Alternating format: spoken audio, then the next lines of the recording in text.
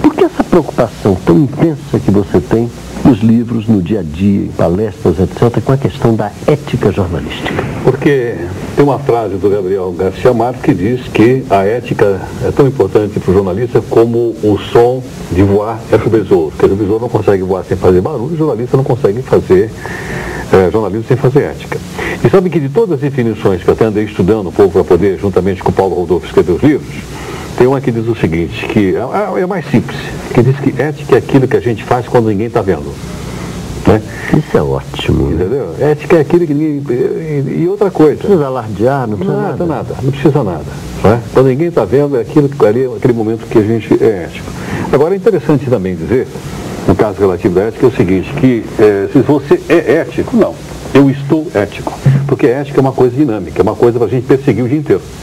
Se você um dia for na CBN em São Paulo, você vai entrar assim na redação, tem ali uma placa pendurada, uma frase do Cláudio Abramo, dizendo: o jornalismo é o exercício diário de inteligência e a prática cotidiana do caráter.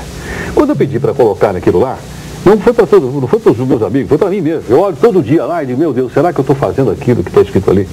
Porque se a gente não tomar cuidado, se a gente distrair, né, a gente acaba pisando no tomate e a gente acaba não sendo ético. É um autopoliciamento diário. Diário. Aliás, isso é do budismo, sabia ou não? Né? O budismo é assim, o budismo é um autopoliciamento, não diário, mas de momentos. Você está constantemente policiando a sua mente. E eu acho que o jornalismo se aproxima do budismo porque você precisa se policiar constantemente para você saber se você está sendo ético e se você está fazendo uma coisa inteligente. Heródoto, hoje como é que você avalia a questão ética dentro do jornalismo que se pratica no Brasil? Estou falando de maneira geral, é evidente que você poderia segmentar por veículo, por profissional, etc. Claro. Mas no geral, como é que você avalia? Olha, hoje eu avalio da seguinte forma: eu acho que nós ainda, na sociedade de uma forma geral, a imprensa é um reflexo da sociedade. Eu acho que quando a sociedade é mais democrática, a imprensa é mais democrática. Quando a sociedade é mais ética, a imprensa é mais ética. Por quê? Porque a gente tem que cobrar a ética dos veículos de comunicação. Por exemplo, eu acho, para mim, pessoalmente, que não é ético fazer reportagem com câmera escondida. Suponha que, em vez de ser um telefone celular, isso fosse o seu gravador. E aí você pega e coloca o gravador escondido debaixo dessa folha. Ligado aqui, escondido. Você acha isso ético? E, no entanto, nós ligamos a TV à noite, eu sei qual vai ser a matéria hoje feita com câmera escondida. Eu acho que as pessoas precisam entender que o jornalismo investigativo não pode se confundir com a investigação policial. Uma coisa é você ter autorização do juiz para poder fazer uma escuta telefônica.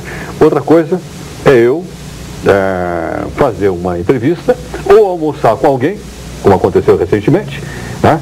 E durante o almoço eu ligo o gravador e coloco o gravador escondido e colho alguns depoimentos. Isso não é jornalismo investigativo. O que é pior ainda do que o delito original é a banalização desse tipo de prática. Claro. Está sendo usado para tudo. Claro. Né? Olha, eu acho que eu não vou dizer o seguinte para você, não, tem determinadas situações que isso aí comporta, sim, pode ser. Se houver perigo nacional, perigo para a democracia, perigo para a liberdade de imprensa, ou uma coisa que pode colocar em risco a vida das pessoas, eu acho que a gente deve usar. Mas é uma coisa excepcionalíssima. Aqui não. O que nós fizemos? Nós partimos para a espetacularização da notícia, e o que é melhor para esse espetáculo do que você usar a câmera ou o gravador escondido? Heródoto, você acha que a gente aprendeu um pouco do período Collor para cá? Ou ali da questão do escola base para cá?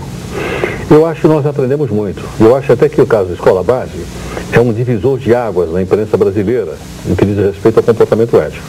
Agora, isso não quer dizer que nós não tenhamos pisado na bola depois que isso aconteceu. Pisamos muitas vezes. Ou seja, nós ainda não estamos preparados para reconhecer, acusar a pessoa na manchete e nos retratarmos da manchete. Nós acusamos na manchete. Feita lá, quando é feita? É feita lá na carta de leitor, sei lá onde, escondidinho lá. Não pode, não dá. Né?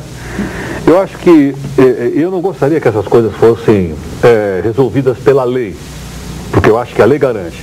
Eu acho que isso tem que ser resolvido por um código de autorregulamentação ética dos veículos e dos jornalistas. A propósito, você é favorável ou contra o Conselho? Eu sou contra o Conselho. Por quê? Porque eu acho que o Conselho seria uma forma de burocratizar essa ética jornalística. Eu sou favorável a tribunais éticos que existissem na cidade, editores, E que esses tribunais éticos, porque quando você diz ética, eu vou aderir a ele de livre e espontânea vontade. Porque, veja, se eu não for ético, quem é que pode me punir por não ser ético? Ninguém. Eu sou ético, eu quero. Não é verdade? Agora, bom, se é ilegal é diferente. Se eu aderir à lei, eu vou ser punido pela lei. Mas eu acho que quando a gente diz, olha, eu gostaria de aderir a esse código de ética, é porque você está atrás da virtude, você acredita que o jornalismo realmente deve andar acompanhado dela. Heródoto, como é que você vê a necessidade que você próprio prega, né, da gente diariamente se policiar em relação à questão ética, com a necessidade dessa pressa, que cada vez é maior, com essa história de tempo real, etc, etc. Isso é um conflito, claro, permanente que o jornalista de hoje vive. Como a gente consegue conciliar as duas coisas? Você sabe tanto quanto eu, mas, por exemplo, nós, telespectador, quando você diz, olha, eu preciso fazer uma reportagem, o primeiro passo dessa reportagem é o seguinte: tem acurácia, ou em outras palavras, você tem certeza que isso aí aconteceu? Esse é o primeiro passo da ética. Ou seja, é uma coisa que aparentemente tão simples, porque muitas vezes eu publico coisa que não aconteceu e construo histórias em cima de uma coisa que não aconteceu. Então o primeiro passo é: aconteceu ou não aconteceu? E nós erramos no básico, nós erramos quando nós damos o primeiro passo, porque nós não conferimos esse primeiro